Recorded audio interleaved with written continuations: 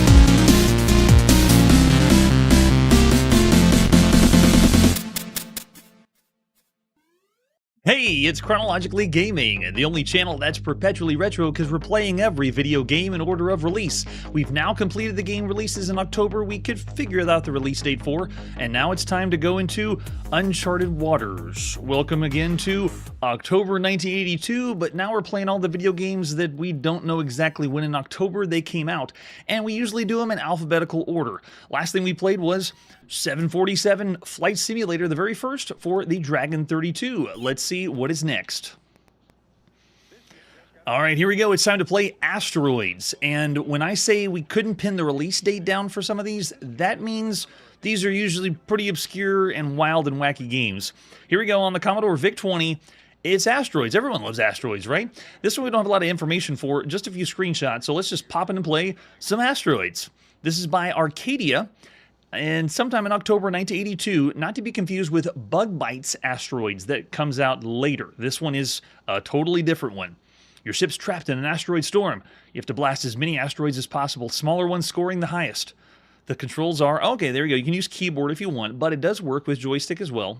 Press start to be, or return to start, and good luck. We're all counting on you. All right, so it's loading again. This is the second load. We've seen that a few times on the Commodore VIC-20. They just love loading around here. That's right, Psychosis Media. This is Mystery Box Games. All right, so I'm in. Joystick controls are working. I got rotation. Do I have a shot? Yes, got a shot. Nice. There we go. Working all right. I have some sound effects, and I explode in Petsky characters. That's really nice. It looks like this is just modified Petsky anyway. But yeah, it's asteroids. Let's fly. Oh my gosh, what? I just went one thrust forward. No, stop, turn around. It is not controlling. I can't stop the ship. It will. Okay, well, I guess I can stop if I run into an asteroid. Maybe I'll just sit in one spot. Let's not move and then have a better experience. Or maybe there's something up with the joystick. Maybe the joystick is too sensitive. My God. And then I blew up again. Something is rotten here with asteroids on the VIC-20, at least by Arcadia. All right, you know what I'm going to do? I'm going to say, forget the joystick. Let's go with keyboard. Ready? Oh, no, I'll die. I'll die first. And explode in fantastic fashion. Oh, it is all modified characters, Marshall. Oh, there you go. Game over. Can we try again? The first thing I did was hit the cursor key to the left, and look, the ship just goes flying. That is one tap of one key to thrust. The plane cannot be controlled. It is, even when we played other asteroid games with pretty good physics engines and went really, really fast, this is still, it's uncontrollable, and there's no rhyme or reason to how fast you're going. Look, it's just going crazy. It's so nuts. I can't believe how bad of an asteroids game this is. I wonder if this was sold with just screenshots, because when you look at this, if we were to freeze frame this right here, it looks like a fairly good asteroid. But also notice the hit detection's so bad. I'm flying through asteroids, and I don't even know what hit me there. Did anyone see what hit me? I think it was a rogue invisible asteroid. Oh my goodness. Yeah. This is crazy. I'm going to do it again. I'm just going to tap one time to thrust. You ready? On the keyboard, so I'm not using the joystick. There shouldn't be any sensitivity. Even the... Look, it's too fast. Right? All right, yeah, I'm going to have to call it, because we don't have any expanded memory. We're not... This isn't sped up. This is an unexpanded VIC-20. But no. No. Asteroids... That's one to pass on for sure. We already played a lot of asteroids here on the show. This marks our 45th game that plays very similar and just like asteroids. On the Commodore VIC-20 alone, this is the 6th game that's like asteroids, but this is so bad. This is down there in the broken range of all the video games you can play. I'd love to see in the chat, Psychosis is given a 0. Yeah, I'm getting a 1 score, negative score, half star. Yeah, hard 1 from James. I love that one. Yeah, half star, 1.5 from Charlie. Yeah, we're getting very low ratings here. Now, if it is the emulation, you're welcome to drop me a line and say, no, something's up with how fast it's going. But this isn't the first time. We've seen VIC-20 games do this, where they are just pretty much trash. So this one, it's up there with Space Rocks on the Commodore VIC-20, which was very, very bad. And so I'm going to go, this is the rating we give between a broken game, around 1 star, and then 2 stars would be a bad game. So I'm going to say 1 star. It's like broken or bad, you know, right there on the cusp of those two. Gosh, yeah, even 1. Oh, yeah, L. Curtis B would drop it to half star. Yeah, that's crazy bad. And proof that we're playing every single game, not just the really good ones. Man, it's asteroids. I love asteroids. Just not that version. All right, let's press forward and see our next game. We're next going to play on the TRS-80 Color Computer, or the 80 Micro, as they say in magazines. We call it the Coco here. And this is Avenger. Avenger's another really awesome title. let's take a look at the artwork. All we have is an advertisement flyer you would have seen at the time. This is not to be confused with Avenger that we saw in 1975 in the arcade, or Avenger that was on the Commodore VIC-20, Max Machine, and the Commodore 64 that played kind of like Space Invaders.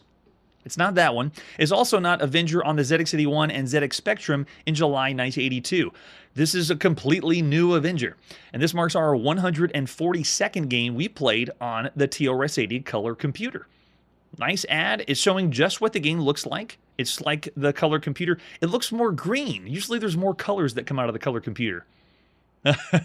Oh, use keyboard, L. Curtis B. Okay. Yes. Okay, so, oh, horrible on modern keyboards? Uh-oh. That's all I think we have right now. And then all we have is a screenshot. So all we have is an advertisement and a screenshot. Not faring too well. Let's pop in and play some Avenger. This is by the Cornsoft Group at some time in October 1982. There we go. All right, so before we get started, we got to load us up, and I think this is machine language. Avenger. Yes. Bask in the cocoa's green glow. You love the cocoa's green glow. Before you start any game, you have to type up how to load into the game. They usually explain how to do it. You can get it all here.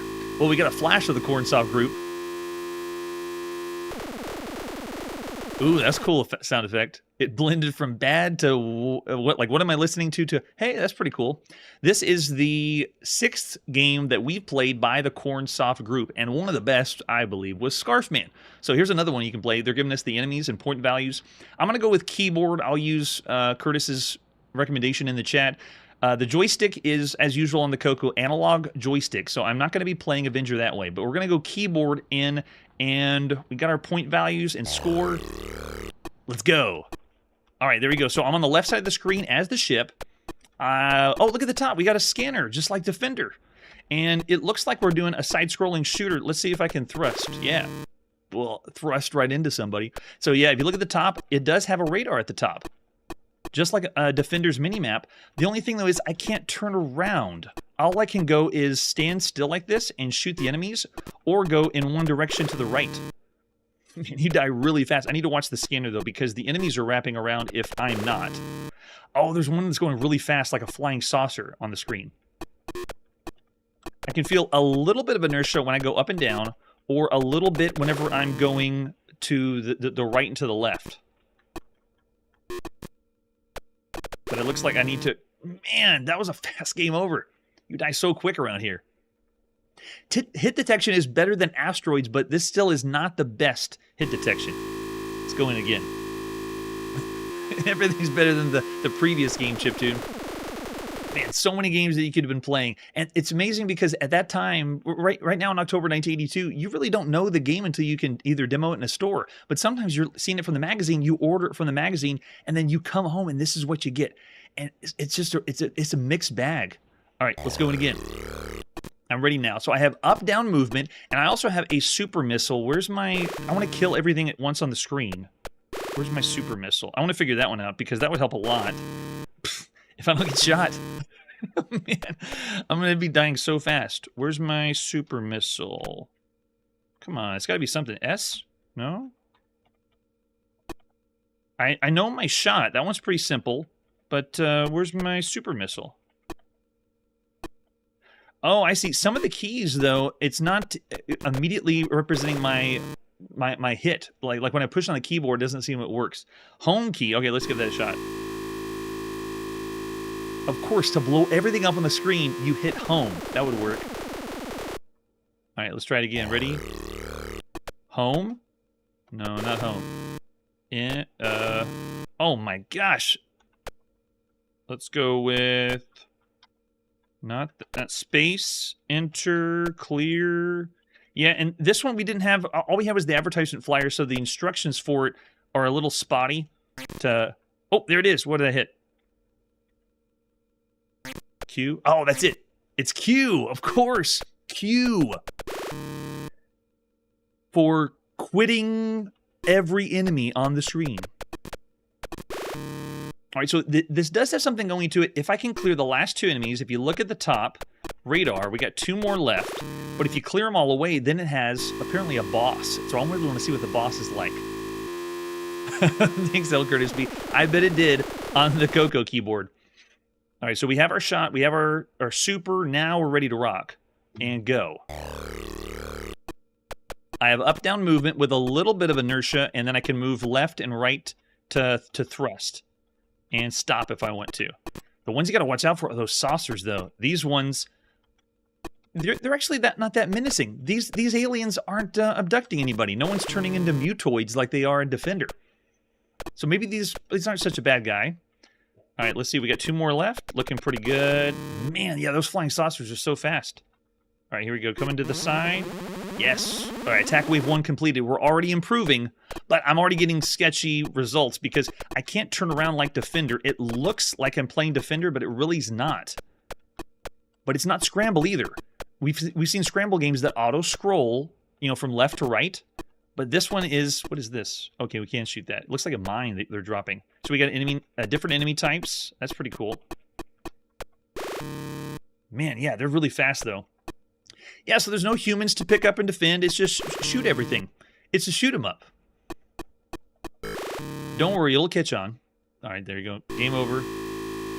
But we're getting better, and it's growing on me, but it's still not one of the best, especially when you have the option for joystick, but keyboard's the better way to go. I know, right? It's not Defender, it's Avenger. That's why we're just killing everything. Brutally difficult. We've seen other brutally difficult games, so in a way you could say it's an homage to Defender because, you know, Defender was so difficult. All right, let's be smart now. Can they hit me once they're off screen? Man, look at that. See the hit detection? And this first wave is pretty simple. Nice. Okay, we're doing better. Attack wave 1 done. Let's go. Okay, now we got ones that are dropping the mines. Man, there's shots, though. Oh, I gotta remember my queue. I want to get a lot of people on screen and then queue them. No, more. Give me some more. How many bombs do I have? Yes. Kill them all. There. Much better. No, get away. Look at the radar. Look how fast that UFO. I wonder if it's like the evil auto of this. It just, when you take too long. Yeah, because it doesn't count as one of the kills. Once you kill all of the aliens that look like the aliens from Defender, then you move on to the next wave. All right, yep, getting crazier, but yeah, it's gameplay doesn't feel as smooth. It's stilted. It also is kind of like when we played Room of Doom. It was kind of like Berserk, but it felt like we were being held back, not from a real Berserk game. This is kind of like Defender, but it's like we're being held back. It's not a real Defender game. It has elements that would make you think you're playing Defender, but you're not. But in a way, this is kind of like of all the Defender games we played, this is one that is not really Scramble, but not really Defender. It's in between. It's Avenger. Yeah, it's trying, but I'm trying to think. We've played so many really, really good Defender clones that are out there on home computers, and this one is not one of them. In fact, we played another one that was really good on the Coco called Offender. And that one was a really good way to play Defender. So that'd be the way on the Coco to play right now. This one, not so much. It's still fun for the shoot 'em up, but yet since the hit detection isn't so sharp and the controls don't feel as spot on, I'm getting used to the controls, especially whenever you want to use your smart bomb. Yeah, the radar at the top showing you which enemies are left. Uh-oh, man, they split into... Gosh! And you do get a little bit of firepower. It's not just one shot. You got a few shots you can send off, too. Sweet. All right, there you go. That is Avenger for the TRS-80 color computer. I would say at this time, for video games that you could play on home computers, it's not the best way to play Defender. At this point, this marks our 32nd game we've played that is very similar and very close to Defender. And it's the third one you could play on the Coco. So there's not a whole lot of Defender-type games you could play. I'm already seeing some low ratings. Chiptune saying 2, so everyone's around the bad range. I see Kun saying 2.5. Oh man, a Psychosis Media is going even lower than that. Yeah, even El Curtis B is going to, low score for all the games you could play, or 2.5. So to give you some examples of the good games, the good Defender games you can play across all home computers right now would be like Eliminator. On the TRS-80 and the other home computers. Lunar Leaper is Defender-ish, is a much better game you could be playing. And then Defender, the one that they changed to Planetoid on the BBC Micro, that's a really good one too. Protector 2 is one we just played on the Atari home computer. That's excellent. Astro Blitz on the VIC-20 is another good one. Gorgon is a classic, really, really well done Defender game on the Apple II. And then Strike Force on the TRS-80. And then Rear Guard would be better, I would say, than this one. So all those titles are out there as better Defender-type games. Yeah, it does have the Twitch value. That's true, Marshall. I see some lower than average, or around average range from Marshall and Punk Rock. So I'm going to go on the lower range because of all the games you could be playing, there are better titles at this point, but I'm going to say bad. It's a 2-star game of all the titles across all home computers so far. And there's a lot of other Defender variants you could be playing as well. All right, after Avenger, let's go to Japan and see what's on the television.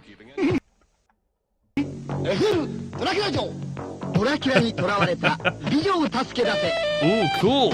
It's a handheld. Wait, that went south fast. He was laughing and then crying. This is Bandai, or the handheld company, Dracula Joe, as he pronounces it so eloquently in the commercial. Now, this is a handheld that is kind of like one of those Coleco tabletops.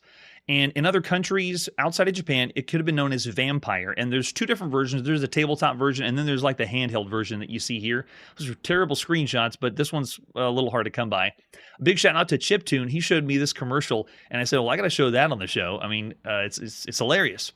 And this is the one in Japan, the tabletop Dracula Joe, which is essentially a Donkey Kong style game. It's a platformer, just like handheld platformers. There's a few of them, and there you go. You can see the system itself, and the screen is where you're climbing up, and you're avoiding Dracula. Dracula is throwing things at you, and they're rolling down like Donkey Kong and the barrels. As the handheld, it's pretty nice. So there you go. There's the Vampire version as the handheld, but it also had Vampire as a tabletop as well. And there's the handheld, and there's the Dracula Joe version of the handheld too. So it is one of those LCD handhelds ripping off Nintendo Game & Watch. They're the ones that are the kings right now. Donkey Drac, I love it, Punk Rock. That's right. So here's a few screenshots of the game, because sadly this is one that we're not able to play on the show. I wasn't able to find a simulator or an emulator for this one. I'm merely documenting and showing this because of the commercial. So the commercial is what led me here, and that's what we have to show for Bandai's Dracula Joe. In a way, Bandai right now is similar to Nintendo, where the only thing that they're excelling at in the video game world are handhelds. So it's kind of cool right now, the beginning, before they start doing more video games on consoles. All right, so since we didn't get a chance to play this one, and it is a platformer, I have not played it myself, so I'm going to have to go down to a 2-star rating. If anyone does have a simulator that we could play this on the show, let me know. Oh, nice. Very cool, Marshall. I don't think many kids did. The FL is another moniker, too, that they put on the front of some of these as well. All right, after a handheld we weren't able to put in the palm of our hands, let's see what's next. Now it's time to introduce a new platform, the brand new SHG Blackpoint. This is in Germany, and this is a console that, I'm not going to try to pronounce that company over on the left side, but this is a console that proves we're playing and trying to showcase every single video game. If you're a fan of consoles, like I am, I wasn't familiar that this was even a thing. This is one of the most rare consoles in all console history. The SHG Blackpoint, if you look over on the left side, they're showing the system itself, and this video that you see over on the left is brought to us by Iceberg Docs. I'm going to include some links down below so you can see his channel and videos, because he likes to dive into really obscure consoles too. So this home console is very similar to the Epoch Cassette Vision, because the system itself really doesn't have any information. There's no CPU, there's no memory inside. Everything's housed within the cartridges, the logic and data to play the game. So the cartridges are larger. Look how big the slot is, compared to the rest of the console. And the system itself, I don't have any specs I can give you to compare to other consoles that are out there. Oh, I know this one. Yeah, is very, very obscure. So this system was originally in 1977, and the model was the FS1001. Here is the new system, the FS1003, and then I think they had another re-released model called the 2000. So this was an older system that we didn't play on the show because the very first one was like a Pong clone. That's all it did was play a couple Pong games, and it was one of those standalone consoles along with the other Pong clones we didn't play. So over here on the left, this is Iceberg Docs talking about the system itself, the SHG Blackpoint. So I'll have some links down below where you can check out his channel and see even more obscure consoles if you want to as well. This is the first game that we're going to be playing on the SHG Blackpoint, and it is from Germany. So I'm going to try my best to pronounce all the games, but we're probably going to fall flat on some of them. The very first game is 1000 Trefferspiel, or 1000 Trefferspiel, which is essentially hit game. That's all. If you want to roughly translate it, it's a hit game, and the hit game, it means it's just a breakout style game. So if you look at the front of the box, I'll show you the. Here we go. The front of 1000 Trefferspiel is people destroying bricks or breaking things away because you're going to be bouncing a block around breakout style. From what I was told, this is very similar or almost identical to the game they had on the first system from 1977. So you get to play it again right here. And I do not have any video footage on this game. All I have is this cartridge and the picture of what the box would have looked like to play. This console is so obscure that I just recently started to find video of people in Germany playing the console, like wanting to be retro and playing some of the console, showing what the video game footage is like. So I have some games that have footage, but I don't have every single one of these games. But this is another one of those breakout style games, and sadly, that's all we have for this title. There is no emulator or simulator to play the SHG Blackpoint. So I'm gonna have to go way low and call all these games half star. If someone has a way we can play everything on this system, then I'd love to do it, but we're just gonna be able to showcase what the system was like. Let's go to Germany and see some more. What else do they got on the SHG Blackpoint? The next one is Grand Prix that you could play on the system. The total count, I believe, is only 7 games that came out, at least that have been documented. Grand Prix looks really similar to a game we saw on the Interton VC4000. And it's also a game called Car Races. And it also looks like some of the other games we saw for the Epoch Cassette Vision. Very, very similar. You can see here the... let me load it up again. There it is. So the game itself looks like you're just dodging traffic, almost similar to the old school Atari VCS game, but very, very simple because it's not utilizing a CPU like Atari would. So this console feels like we're doing a step backwards in technology rather than forwards, at least on a global scale. So here's Grand Prix. Box looks really nice. We're going to do some racing on our brand new home console. Now, in Germany, they would have already had the Interton VC4000, and there's a few other consoles that were in Europe that could have been available. So while this was in Germany only, for the most part, there was other consoles that they could have had and played on. They didn't have to get this console. And right off the bat, I'd say go with the Interton VC4000 or the Philips Video Pack. That's really the way to go. Yeah, I know, it does. This one even looks like another paddle game too, right, Brian? So there's the cartridge if you wanted to play some Grand Prix on your SHG Blackpoint. Now, of all the games we've seen on home consoles, still can't play it, so I'm going to have to go half star for that one. We're going to be breezing through all the titles on the SHG Blackpoint. I'm saying SHG because I can't pronounce the company completely. It's a mouthful. All right, so coming up to our next title on this new console is Motordrennen. And this one roughly translates to motorcycle race. Let's take a look at some of the footage. Now, this should look reminiscent to the game we saw back in 1975, Stunt Cycle. So you get to play it at home. There's a few other titles we've seen on Atari that do the same thing. But it's a very old concept, but you could be able to play this title on this system. Notice that the colors are mostly in black and white.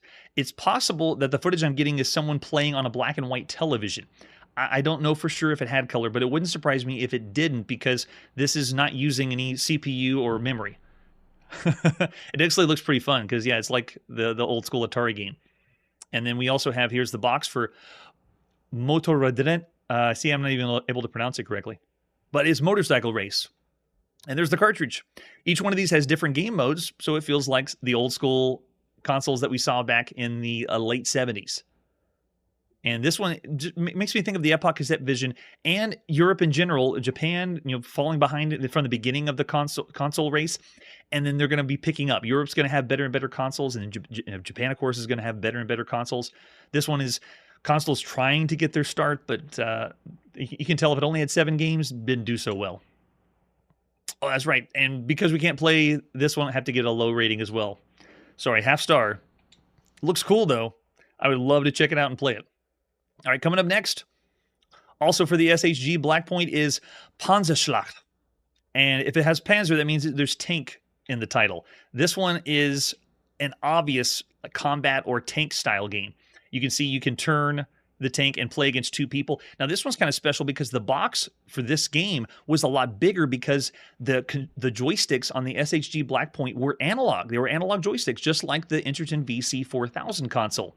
But this game needed digital joysticks. So you bought the game, this big box, because it came with 2 digital joysticks.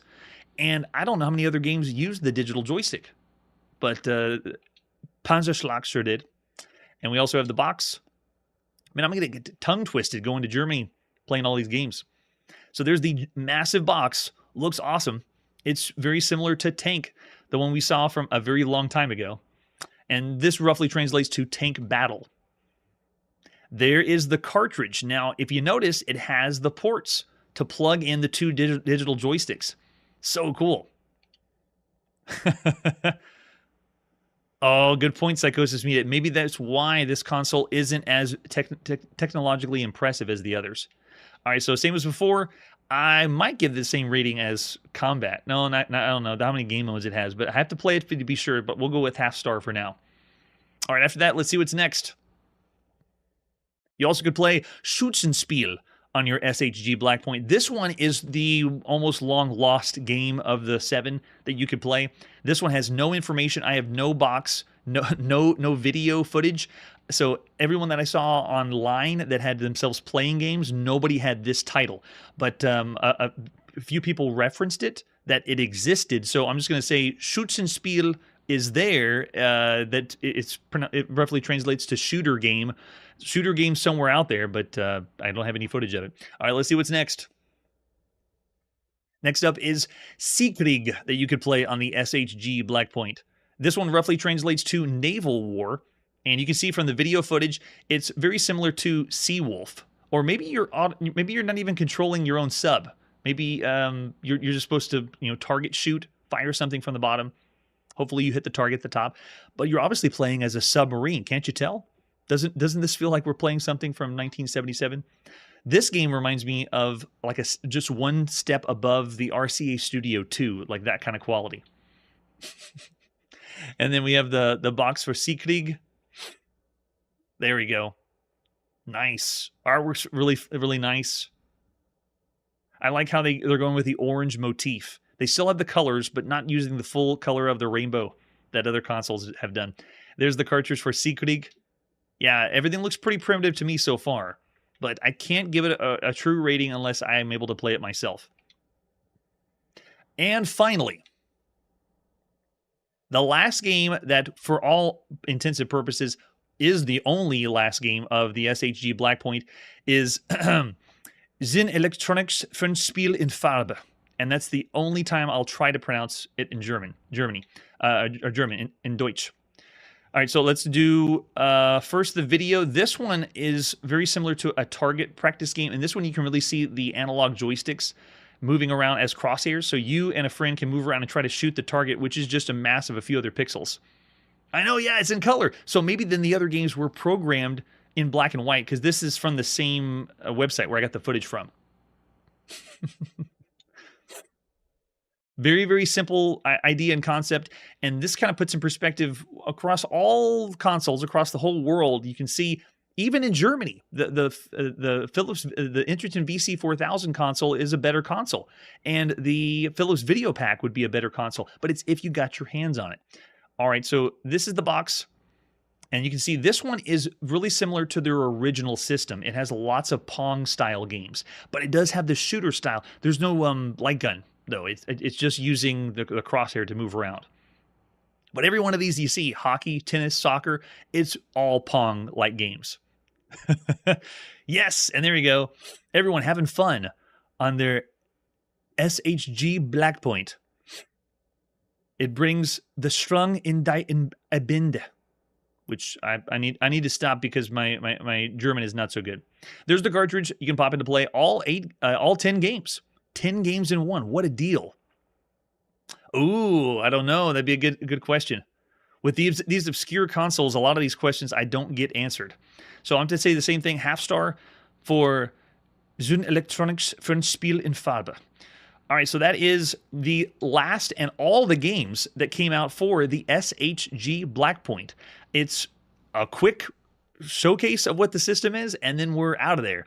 It's very similar to when we played the handheld, the Intex Adventure Vision. You know, it's just we play a few games and then it's all done and we never see it again. And so farewell, SHG Blackpoint. That's all we'll see for now. All right, thanks for hanging with me all the way to the end of all those obscure games. Sadly, it's time to put our video game playing on pause or showcasing on pause. But next time on Chronologically Gaming, we're going to go play a couple of black and white video games, and you're going to like it. That's it for today, and like I always say, video games that include multiple games have got to be the best, including Pong clones.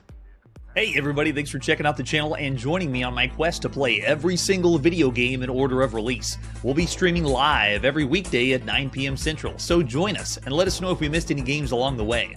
This video would not be possible without Launchbox, RetroArch, and MAME. Tell all your friends there's some crazy guy named Chronologically Gaming trying to play every single video game. We have links down below that'll send you to places like our Discord and Patreon, and one that says all the video games we've ever played. If you go there, it's a list of everything, and you can click right to the game you want to see. Chronologically Gaming is the name to look for. We are Perpetually Retro, and we will catch you next time.